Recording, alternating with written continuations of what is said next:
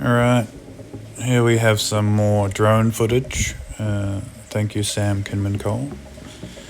This is Dylon Bez, also known as @FoilLivin', and we were doing a downwinder together from Army Bay to Stanmore, quite onshore conditions. There was a lot of cutting involved.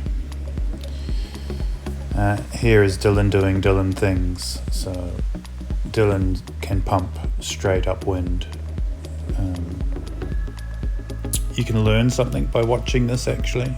Go back and watch it again and see his timing on the swells and how he pumps.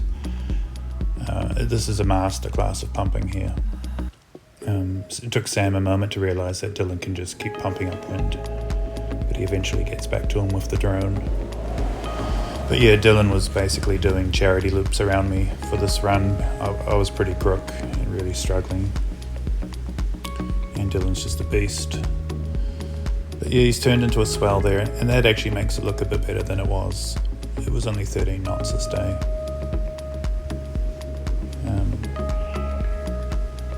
Dylon's there on the 8.6, the largest Spitfire foil, Axis foils. This is what I really want to show you guys.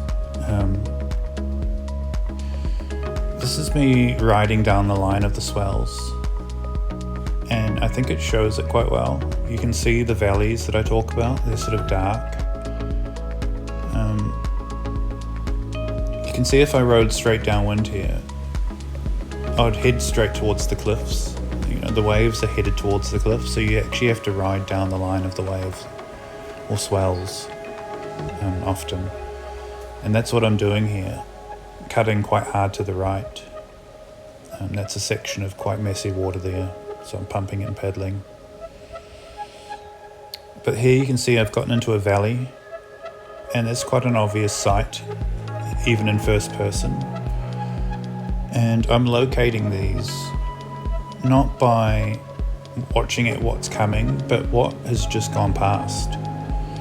So that swell's gone past me. I can see the peak just to my left, like forward and left, about 2 or 3 meters is a peak. And behind that peak is a trough. And so I can follow that peak and trough.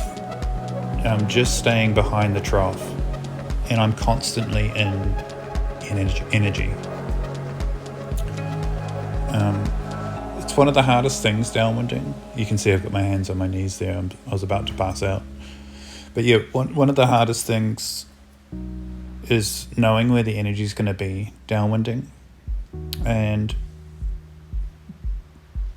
learning that it should be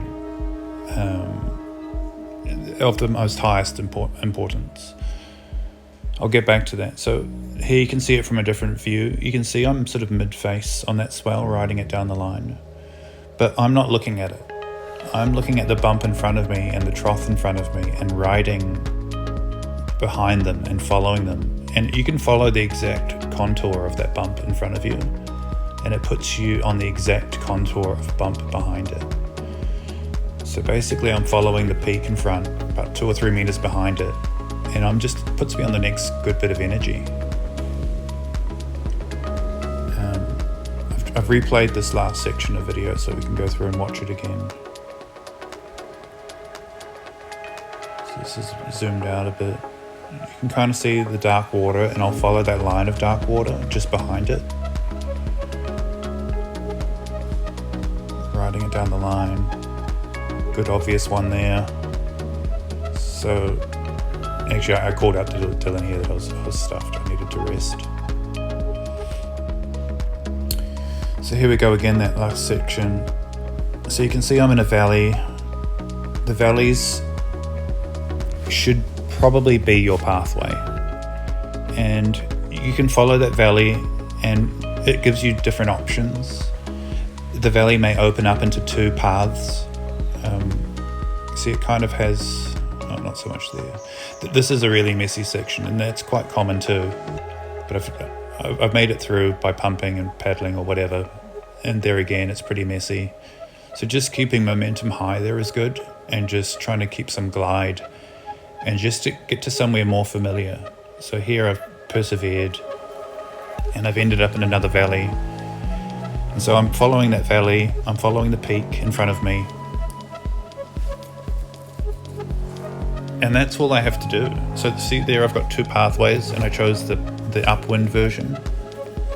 If I chose the left-hand version of that fork, I would have to kind of pump or add energy. And I've just done it there again. So if you get a couple of options, you soon learn which option takes energy and which option doesn't take energy, like your energy. I mean, downwinding truly is a discipline of conserving energy, and you want to make the choices that allow you to do that.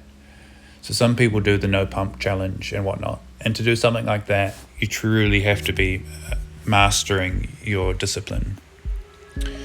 If you're finding that you have to pump a lot, you might not be making the right decisions.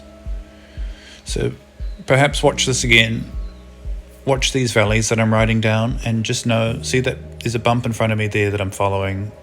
It's about 3 or 4 meters ahead, and that'll change depending on the size of the swell and the swell period. So this might be a 3 to 4 second period of wind swell. So every bump that goes past probably has a repeated bump behind it, 3 to 4 seconds behind. And that's kind of the basis of these swells. They repeat. And so what you see is what you can expect to get again.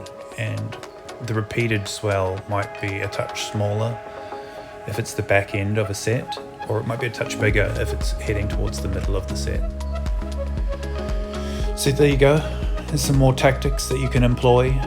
Watch this as many times as it takes, and just try pick your own lines visually and see if I follow them. And watch other people's drone videos and just start seeing the lines and try and spot what they're doing. But yeah, thanks Sam for giving us this footage. This is awesome, and it helps share the stoke. You know, he's given me the footage, I'll give you the footage, and we can all learn from it. So yeah, be good, and I'll see you on the next one, guys. Bye.